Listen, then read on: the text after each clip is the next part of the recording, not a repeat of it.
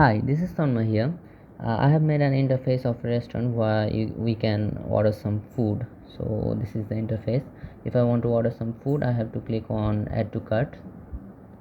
As you can see, some changes. If I click on the plus button, it will increase the quantity, and if I click on the minus button, it will decrease the quantity. So let me click again. As you can see, there is some changes at the right side. This is the name of the food. You can also see the quantity of the food and the price and the total price of the food. So you can also see that I can also add this. If I increase it, yeah, there is some changes here.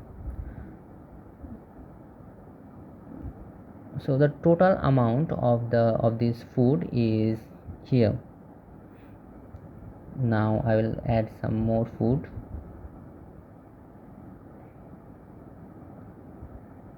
As you can see, everything is working perfectly. Let's assume I don't want red velvet cake.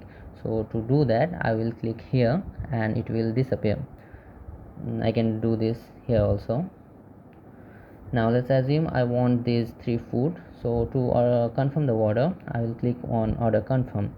So if I click there, I will see a message, this message, and after confirming the order, I won't be able to click any of the buttons.